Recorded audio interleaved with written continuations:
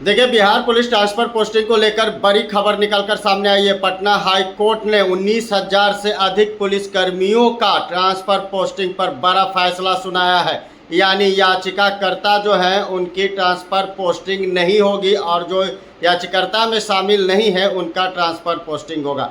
बिहार सिपाही जो transfer posting थी उस पर बड़ा अपडेट निकलकर सामने आया है। पटना हाई कोर्ट ने बड़ा फैसला सुनाते हुए कहा कि जिस तरीके से याचिकाकर्ताओं ने ट्रांसफ़र पोस्टिंग पर जिस तरह से हाई कोर्ट में अपील दायर की थी उनको लेकर यह बड़ी खबर सुनाई गई है। और क्या कुछ पटना हाई कोर्ट का दिशा निर्देश निकला, जरा वो भी देखिए। कल आपको बता दें कि बिहार पुलिस में 19,858 सिपाहियों के बड़े पैमाने पर किए गए ट्रांसफ़र पर पटना हाई कोर्ट ने शुक्रवार को अहम फैसला सुनाया।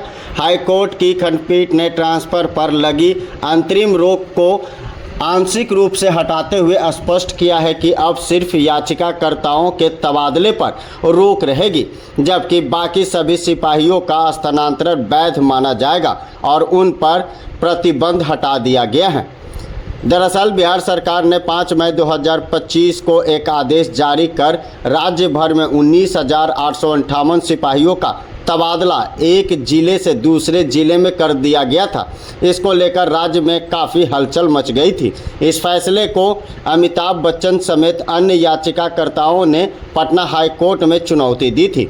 याचिकाकर्ताओं की दलील थी कि बिहार में 2022 के बाद कोई नई ट्रांसफ़र पॉलिसी लागू नहीं की गई, फिर भी इतने बड़े पैमाने पर तबादले कर दिए गए, जिसको नियमों के खिलाफ माना गया है।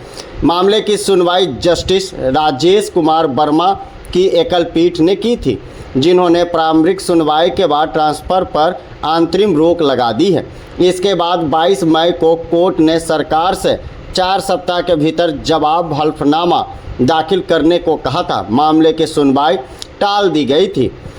अब इस मामले में खंडपीठ ने हस्तक्षेप करते हुए आदेश में आंशिक संशोधन किया है। कोर्ट ने स्पष्ट किया है कि याचिकाकर्ताओं के तबादलों पर अंतरिम रोक तब तक बनी रहेगी जब तक अंतिम सुनवाई नहीं हो जाती है, लेकिन अन्य सभी सिपाहियों के तबादले वैध रूप से लागू माने जाएंगे।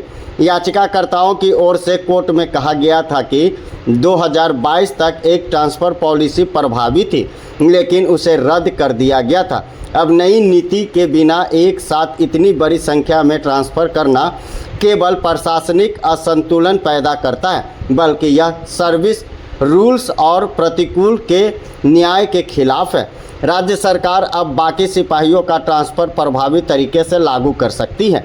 वहीं जिन सिपाहियों ने याचिका दायर की थी उनके मामले पर अंतिम सुनवाई के बाद ही कोई निर्णय लिया जाएगा। Bureau report, Patna.